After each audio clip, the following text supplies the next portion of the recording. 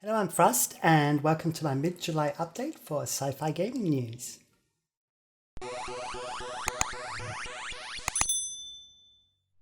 Welcome back. So we're going to start off with some Frosty's OP community news. The first bit of news is that we now have a Space Engineers dedicated server for co-op multiplayer. If this is something of interest to you, then you can come and join us, and I stream it on a Saturday regularly, so you can also then be part of the stream actually in-game. Now, the way we organise this brings me on to my second subject, which is that we now have a Discord server as well. So there's a Frosty's OP Discord you can join. The link is in the description below. As well as sorting out all our Space Engineers stuff, it also covers other sci-fi gaming, and you can come along and just chat with other people that are interested in the genre. And also I provide sci-fi gaming news as and when I find it, rather than just having to wait for these updates. Perfect. So now we can move on to stuff that happened earlier in the month. And the big news is Halo 3. Halo 3 is now available on the PC as of the 14th of July. And it's the first time that it's made it to PC in its 13-year history, which is pretty epic in itself. I managed to download it, which is another good thing, as I've had problems with the previous Halos with Xbox Game Pass, with the Visual Basic problem. But this one seemed to download fine. I've not had a chance to have a proper look at it. I literally just booted it up and had a couple of minutes on it, but it does look very good. And I do feel that this one's going to be a lot slicker than some of the previous Halos that we've had. The main thing about Halo 3, of course, is that we've got the custom maps. You can build custom maps with the Forge. And that's going to be great news for all of you multiplayer Halo fans out there. And it's come to Steam and to Xbox Game Pass. And moving on to new releases, Destroy All Humans. I'm going to be really quick about this one. Comes out on the 28th of July. I mentioned it already in my previous update. And another news, it's a remake of the 2005 game with the same gameplay, voice acting, etc., but just brought up to date with modern graphics. And it's going to be available for the PC, PS4, Xbox One, and Stadia. Then we move on to updates. And literally just released, 16th of July, is No Man's Sky Update 2.6 Desolation. Now, Desolation brings us quite a lot of stuff, actually. The first up is we have Derelict Freighters, which is a new game content, and they're going to have procedurally generated interiors, and some will have PvE content where you have to fight these infestations of all sorts of gooey creatures. Each freighter will have a unique story, and on these freighters as well, you will be able to get upgrades for your own freighter. Other things that have changed or come with No Man's Sky Update 2.6 is graphics. We've now got bloom and lens flare improvements and other lighting effects, which will make it more vibrant and more atmospheric. Coming back to the freighters, these time the personal freighters, we now have color customization, there's improvements to the inventory management, and we can now put teleporters on freighters, which is great news. Then the multi-tool has been rebalanced to improve combat experience, and also the combat graphics have been enhanced. And then finally, there's some new Nexus missions. And for those of you not familiar with No Man's Sky, Nexus is the multiplayer element of No Man's Sky. So there we go. And then moving on to announcements. Now, main announcements are, first up, Horizon Zero Dawn is now coming to the PC. We now have a date, which is the 8th of August 2020. Now, this was a best-selling PS4 game, and it's been ported to PC, probably as a prequel to Horizon Zero Dawn Forbidden West, which is on the way for 2021. And that's already been slated for the PS5, but it's quite likely that it'll do a dual PS5 and PC release. At a guess, I don't know that for certain. The fact they brought out the PC version seems to indicate that that's where they're going to go with that. Now, Horizon Zero Dawn is an open-world action RPG that's set in the 31st century, where machines rule the land, and you have to help this character called Aloy to uncover her past as she fights the machines with a range of weapons, which she accesses through a skill tree. Then we have a new one, which is Occupy Mars, the game. So they had to add the game on the end because clearly there's someone who's already got the IP for just Occupy Mars. And it is due sometime in 2020, although it's not clear whether that's going to be a full release or early access. If you have any information on that, I'd love to hear it either in the comments or on my Discord.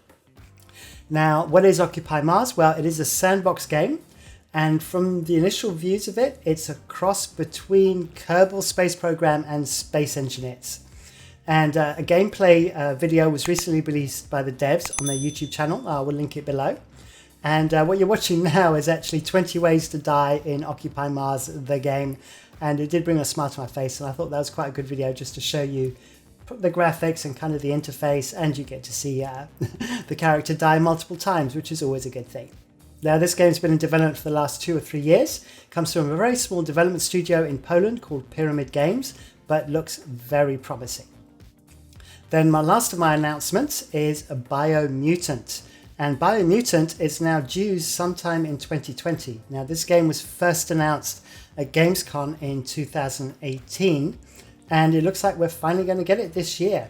Now, it is once again an open world action RPG, but this time you have a custom-made mutant furry with martial arts skill. So yeah, you get to choose through basically DNA strands how you create your particular character, and obviously you've got a set of martial arts skills, and whilst it focuses on melee combat, there are also some ranged weapons.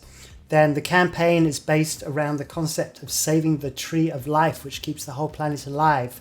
And you have to go and protect the 5 different routes, and there will be bosses there to fight, and enemy tribes are going to stand in your way. It comes from a development studio called Experiment 101, and is going to be published by THQ Nordic. So we're on pretty safe ground there that this is going to be a pretty complete game. So looking forward to that. It looks very cute, and we'll have to see close to the date when we get a proper release date. No delays to mention at this stage, which is really good. And that brings me on now to other news.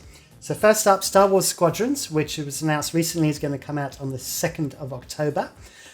We now have the Starfighter specifications. This was published on EA's website, and you're welcome to go and take a look at that if you want kind of an idea of how the ships on both sides are spec'd. Then moving on to Dual Universe. Now, Dual Universe is an interesting one. This has been in alpha for a while now, and they have now announced that the beta will start on the 27th of August 2020. Now, what's really important about this is that they've also announced that they are going to be dropping their requirement for NDA. So NDA meaning a non-disclosure agreement. So up until the 27th of August, no one has been able to stream or publish videos or any kind of content on Dual Universe, as anybody that was in the alpha was subject to this NDA. So that means that from the 27th of August, we'll be able to show videos and stream it and talk about it. And it looks really interesting. It's, from what I can see, it's a cross between EVE Online and Space Engineers. It's going to operate like EVE Online on a single shard. So you'll be in a shared universe. You can set up organizations or corporations, and then there will be, I assume, PvE content, but definitely going to be some PvP content, both skirmish-based and fleet-based. So yeah, I'm going to be definitely diving into that and taking a good look at Dual Universe. And then finally, we have EVE Online news, because there is always EVE Online news, especially on my channel. So we now have Zenith is the latest expansion coming to EVE Online for Quadrant 3, which is essentially the summer of EVE Online. And with Zenith, we get the final chapter of the Invasion story arc, which featured the Triglavian invasion. This has been running for a year, and this will be the closing chapter. So we're going to have a final round of Triglavian this summer. And this comes with new proving filaments, which give us access to abyssal proving grounds in Dead Space, which will involve some PvP combat. And my understanding is that the Zenith expansion, or expansions, because it's going to be coming out over a matter of weeks over summer, will lead to a choice as to whether you side with the Triglavians or whether we fight them in a final showdown. So that looks very interesting, and I'd like to hear your comments on that. I haven't been playing EVE much at all recently, and kind of lose touch a little bit, and I'm always happy to hear your comments on it. And hopefully I'm going to try and set up an EVE Online channel in my Discord as well, so people can keep me in the loop as to what's going on. So that wraps it up for the mid-July news. I hope you found that useful. If you did, then please give me a like. Be sure to subscribe and hit the bell icon, as I do release content on a regular basis. I normally release on let me get this right, I release on a Tuesday and on a Friday for videos, and then I stream on a Wednesday and a Saturday on YouTube. And then, like I said, we've got the Discord server now as well, so you can keep in touch all the time. Thank you very much for watching. Until the next one, see you soon. Bye.